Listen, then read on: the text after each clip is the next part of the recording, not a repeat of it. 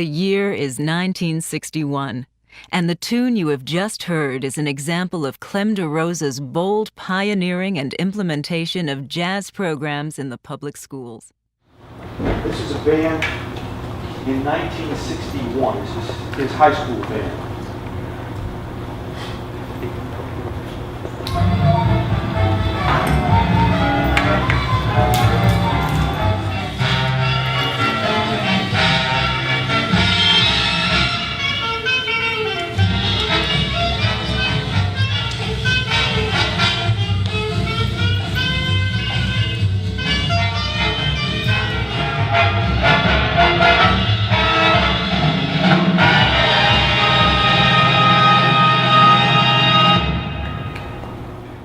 This recording contains musical excerpts of Mr. DeRosa's various groups as he progressed from the elementary school in 1955 and 56, to the middle school in 1957, to the junior high school in 1958 and 59, and finally the high school from 1960 to 66.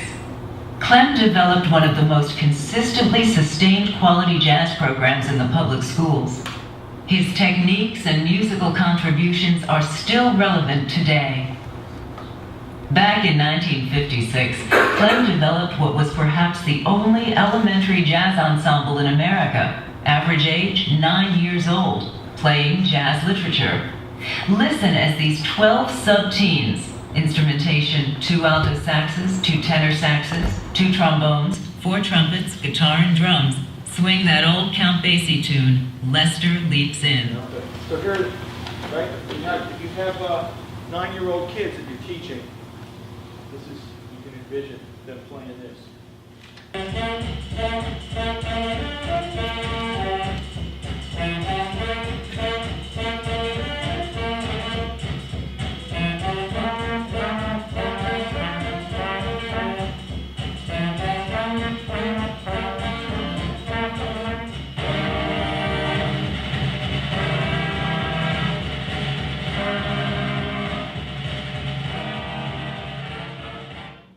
Sound.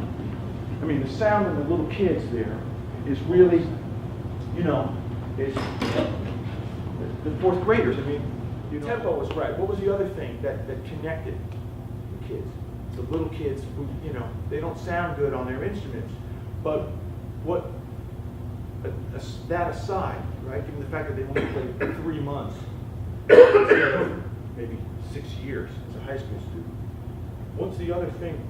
Remember? Their intonation was really good. Okay. Yeah, I think considering, yes, their intonation was pretty good. Because their tone was like, little kids have that inhibited, right, half blowing through the instrument. In their context, they were playing confidently. Yeah. That's right. And they're phrasing together. See, and that's part of connecting in with the time. But the other thing is, like, when you see kids like, you know, kids breathe, you know, say, no. Drummers, this is like the waddle, you know, oh, I love my sticks.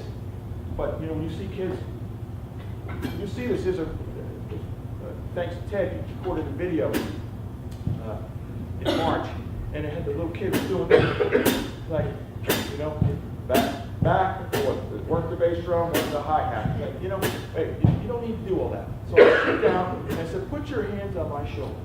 Here. I'm doing all this kind of stuff. You know? And he can feel that. It's like I'm sitting here eating or something. You know, that's half the battle too, is to get these kids to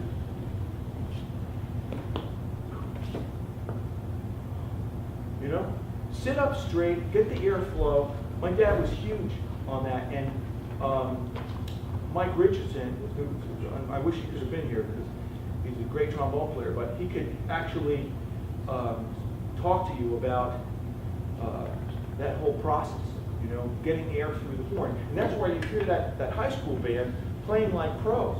You're hearing, you know, not only high notes, but fat notes. And that's another concept. It's like, to me, I'm always, and even in North Texas, I'm saying to my students, look guys, it's not about louder, it's about fatter.